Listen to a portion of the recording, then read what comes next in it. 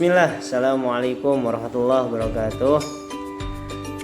Kembali lagi dengan saya Randy Mulyana dalam materi yang kelima. Insyaallah in this nice occasion saya akan mengambil atau menjelaskan materi tentang persamaan garis lurus. Jadi teman-teman, untuk ada sejarah tentang persamaan garis lurus, yaitu René Descartes pada tanggal 31 Maret 1596 sampai 19 Februari 1650. Ialah bapak geometri analitiknya. Beliau seorang matematikawan Prancis, fisikawan, filsuf, dan teolog. Banyak ahli matematika yang mengakui bahwa ia penemu rumus kemiringan. Dia dikatakan telah menemukan suatu metode untuk pemecahan masalah garis dan kemiringan pada aljabar dan geometri. Dan juga beliau memperkenalkan penyelesaian untuk kemiringan dan persamaan linear pertama kalinya. Meskipun tidak banyak tercatat, tetapi banyak matematikawan mengatakan rumus kemiringan ditemukan oleh beliau, oleh René Descartes. Descartes menonjol pada masa revolusi ilmiahnya. Ia meninggal pada Februari 1650 di usia 54. Selanjutnya penjelasan tentang koordinat Cartesius.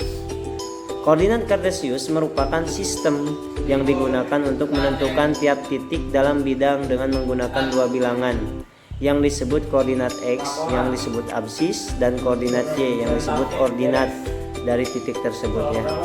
Nah, bidang koordinat Cartesius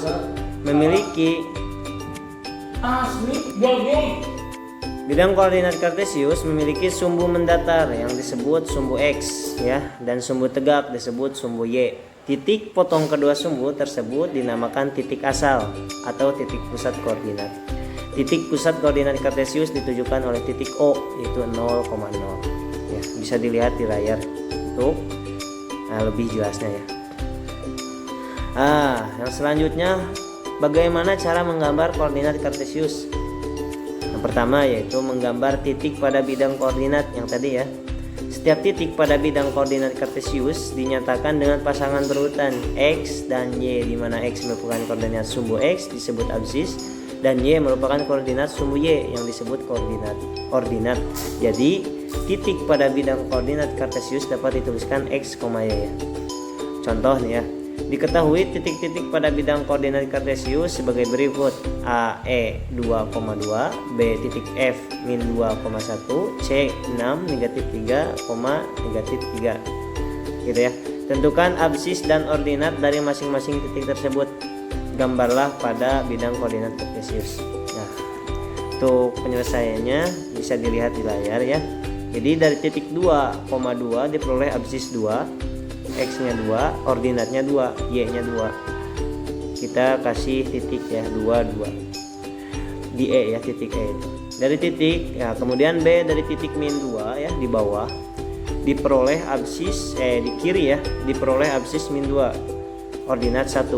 Jadi Y-nya di atas, 1 di kiri ya. Di titiknya ada di sebelah kiri atas ini. Yang ketiga C dari titik min 3, min 3 diperoleh absis min 3 ya, di bawah kiri, ordinat min 3 juga. Jadi bisa dilihat untuk menggambar koordinat Cartesius kayak gitu. Kemudian definisi dari persamaan garis lurus. Jadi persamaan garis lurus merupakan suatu persamaan yang apabila digambarkan ke dalam suatu bidang koordinat Cartesius maka akan membentuk suatu garis lurus ya, dengan bentuk umum Y sama dengan Fx mx tambah B. Persamaan garis lurus memiliki keterkaitan dengan gradien gitu. Nanti insya Allah dijelaskan kembali tentang gradien. Ada sifat-sifat persamaan garis lurus. Jadi ada 4 sifat. Yang pertama saling sejajar. Bagaimana yang disebut saling sejajar? Yaitu ketika dua buah garis dikatakan saling sejajar jika kedua buah garis tersebut memiliki kemiringan yang sama, sehingga apabila kita perpanjang maka kedua garis tersebut tidak akan berpapasan atau berpotongan ya. Kemudian ada saling tegak lurus. Jadi garis tegak lurus adalah kedudukan garis yang berpotongan dan pada titik potongnya terbentuk sudut siku-siku sebesar 90 derajat. Kemudian ada sifat saling berpotongan. Dua garis dikatakan saling berpotongan apabila kedua garis tersebut terletak pada satu bidang datar dan berpotongan di salah satu titiknya. Dan yang terakhir yaitu saling berimpit, yaitu ketika garis yang saling berimpit